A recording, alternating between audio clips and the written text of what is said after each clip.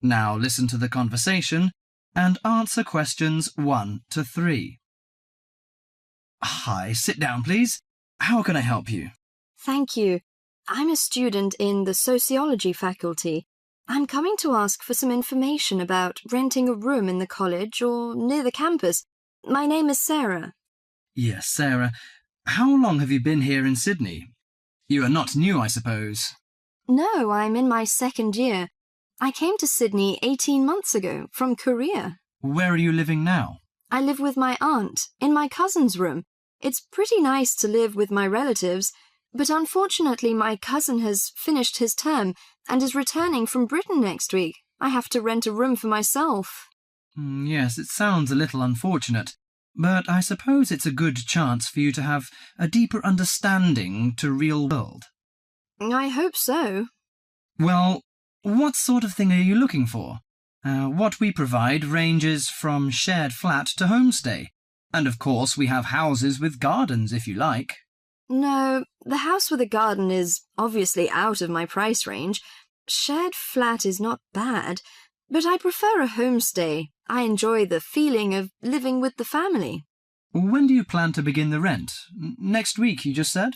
No, my cousin is arriving by next week, so I hope to move out by this weekend. This weekend, okay. The main area we deal with is around the university. Around the university, aha. Do you have anything near the northern gate of the university? You know, the sociology faculty is near the northern gate.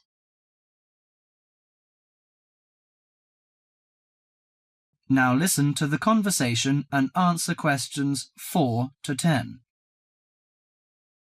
Yes, what sort of price are you thinking of? Well, could you give me some idea? You know, I have no experience of renting a room. I don't know what price is reasonable, but I hope it's not over $300. I see. Usually the homestay ranges from $180 per month. Only $180? Yes, to $350 depending on a number of different factors. What does it depend on? Well, obviously the quality of the house, the facilities and extra services. Oh, I don't care about the quality very much, as long as it's clean. As to the facilities, I want the room with the separate bathroom. Kitchen isn't a necessity, because I don't want to cook by myself. I hope to have meals with the family if possible. Okay, let me check the files. Yes, I think this one might suit you. It's a family house with 2 vacant bedrooms. How about the owner of the house? I mean, is it a family or... According to the file, it is a retired lady. She wants to find college students as tenants. That's great. What's the condition of the rooms? The bigger bedroom is furnished and with a bathroom, and the rent is $320 per month. The smaller one charges $250. It is furnished too, but without bathroom. Oh, $320. It's a bit out of my range, but I think I prefer the bigger one. How about the meals? Well, the rent includes breakfasts and suppers. No lunches, however. You have to buy your lunch. That's no problem. I usually have my lunch in the college cafeteria. And that doesn't cover the water bill and electricity fee, but the laundry is included. Fine. Could you tell me the address? Yes, it's on 323 West Park Road. Let me get that down. 323. Okay, it's near the university. So, when can I have a look at the room? You know, I'm a little pressed for time. The file says the landlady is in every afternoon. So this week, say, Friday? Oh, I'm afraid I can't make it then. I have a lecture on Friday afternoon till 5:30. How about Thursday? Okay, that's fine. Would 5 be okay? Yes, fine. Just come here. Yes, here in the student service office. Oh, before I forget, before moving, you have to pay 1 month's rent in advance. Really? Oh, I didn't know that before. Could I ask why? As the deposit. You know, in case you damage the property or move out without giving notice. Usually this doesn't happen, but standing in the owner's shoes... Yes, I understand it all. So that's $320. Okay, I'll take the money. If I'm satisfied... Well, a word of advice. Don't forget to get a receipt when you pay the deposit or rent. Yes, thank you so much. Now, listen carefully and answer questions 11 to 15. Welcome to The Food We Eat, sponsored by Safeway. Increasingly, we know more about the effects of our eating habits and lifestyles on our health. While new information can change old ideas, the news stories can often be confusing. At Safeway, we try to help customers not only in the range and types of food offered, but also by providing up-to-date, reliable information in areas we know are of interest and which relate to the diet we eat. Today, we are going to talk about sugar. Recently, doctors have been advising us to eat less sugar. The health recommendation to use less sugar is for two reasons. Firstly, for the sake of our teeth, since the amount and frequency of sugar consumption links to decay. Secondly, as sugar is a good source of calories, it can easily be a problem if we tend to be overweight. The dental risk is because bacteria which occur naturally in our mouth feed on carbohydrates, sugar and starch, to form plaque and acid. Plaque is a sticky coating that prevents the bacteria being removed by saliva. The acid attacks the tooth itself. This takes time, however, so the trick is to avoid sticky foods like sweets, which stay around in crevices feeding the bacteria.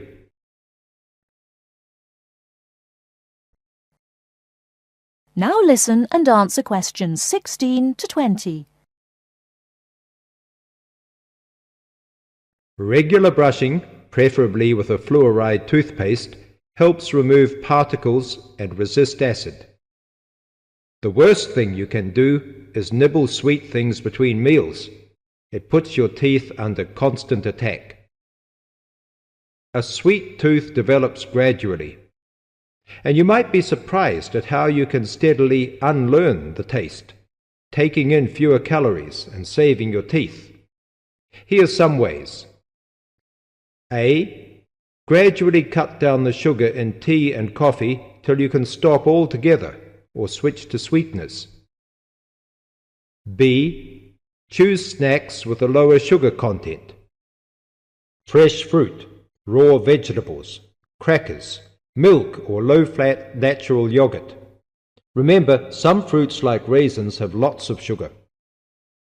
C. Look for reduced sugar alternatives. There are more and more around, from diet drinks to yogurts, even jams and sauces. D. Try gradually to cut back on the sugar you use in cooking, especially in baking. Now listen and answer questions 21 to 26. So, Brad, what did you think of the article on group work? Oh, hi, Helen. Yeah, it was pretty good, with helpful pieces of advice on how to make group work effective. I think we were lucky to be given such a straightforward text to present at the management skills seminar. Yeah. Actually, shall we discuss it now? Have you got time? Sure. It's only a 10-minute presentation, so we just need to explain and then give our views on the main points raised in the article. I'll jot down some notes. Right. So, there are 3 main sections. I suggest we start with listening. Yeah, effective listening in groups, because it's not something that's frequently covered on courses in our field. No, and we should say that in the presentation. Yeah. And also effective listening's pretty simple, you know. I don't think it's hard to learn. Well, people think it's easy, but in my experience, most of us tend to be very lazy listeners. Okay, I wouldn't argue with that. Something I do think we should emphasize is the power of the listener's posture, gestures, etc., in making speakers feel respected. Not that you're just waiting for them to finish before jumping in with your own ideas. Uh-huh. Okay, right. The next section is on goal setting. Let's make sure we're clear what the article says on this. Yeah. Well, firstly, it says that all group members must be given time to explain their own goals. That's it, yeah. And then did it say that the whole group should agree on common goals? That's a bit too strong. It's more that everyone's agendas should be equally acceptable. But it does say that goals have to be realistic, Achievable within a particular time? You've got it. That's really what the article's saying. There isn't really any point in having ideals if group members know they won't come to anything within a reasonable period. So, I think a summary covering those points will be enough for that part of the presentation, don't you? Yeah. Now, the last section is about conflict resolution. Actually, I thought it was the worst part of the article. Me too. I don't think it went into sufficient detail on the issue. Actually, I thought it devoted too much space to it, but that it was all rather boring, It didn't mention some of the more radical theories. Absolutely. I found that really irritating. Right, and also I think it could have said more about conflict sometimes being healthy in groups. Absolutely. It just mentioned rather glibly about how we should avoid thinking of winners and losers, and that quick resolution of conflict is always desirable. Without explaining what these terms mean? Well, it gives quite detailed definitions, but doesn't develop a proper argument. Right. So, for the presentation, I think we just give some definitions and then explain what we felt were the weaknesses in the article's treatment of conflict resolution. Yeah, good. Now listen and answer questions 27 to 30. So, let's think about what we have to prepare for the actual presentation. Well, I suppose we'll use PowerPoint, but I'm hopeless at using it, especially if it has any visuals. I really have to look into doing a course on it because I know I'll need it in the future. Don't worry, I'm quite happy using PowerPoint and I'll put it together when everything else is ready. That's a relief. But yes, do that later. Okay. Now, I heard the tutor saying we have to include some well-chosen quotations from the article. I'm not sure if we do. I'll email him to find out. No need, I can just have a look at the specs he gave us when he set the task. That'll be quicker. But the tutor definitely said we have to prepare a handout to go with the talk. I'm not really sure how we do that. Sarah did one last year. Who's she? She's doing the same option as me in marketing. I'll ask her advice on what to include. Great. So that just leaves the bibliography at the end. I suppose it'll mainly be articles. Yeah. So we'll just look on the web, and we can leave that till later. But we've been advised against that. Well, we could have a look through some journals in the library. I think we should start by looking through module handbooks. I think that'll give us some good leads. Yeah, you're probably right. So, that's all the topics. Now listen carefully and answer questions 31 to 40. Welcome to Orientation Week. This is the physics school session, and we'll welcome Professor Smith, the head of the school, to introduce you to the tutorial system. Welcome, Professor Smith. Thank you. You may have noticed life at university is totally different from that of school.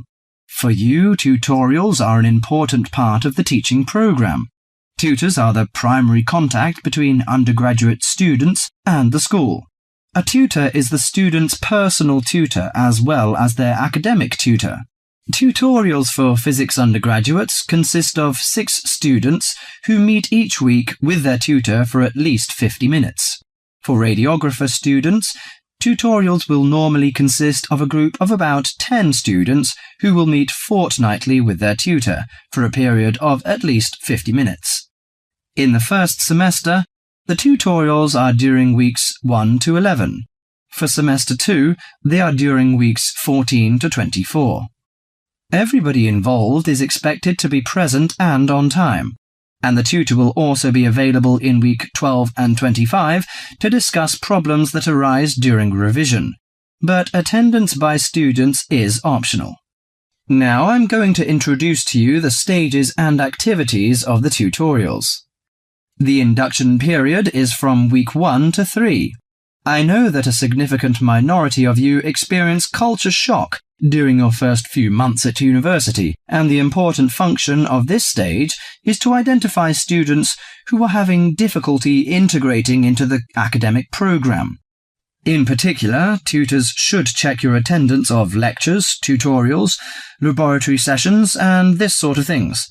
Tutors also help you tackle work in a systematic and effective manner. Stage 2 begins from the 4th week. Some tutorials of this period are to be devoted to discussion or going over the students' lecture notes, but approximately 50% of tutorial time is to be devoted to coursework. You should finish the weekly homework assignments of 2 hours duration with at least 50% involving written work. At least 8 homework assignments during the year should involve answering problems set on coursework. The written work collected by the tutor should be marked within a week of handing in, and generally the assignments should be graded. The 3rd stage starts from week 8 till the 10th. During this period, math and 4 core physics programs are included. The majority of tutorial time should be devoted to work which support the lecture programs and laboratory work. At least 60% of homework assignments should involve written work.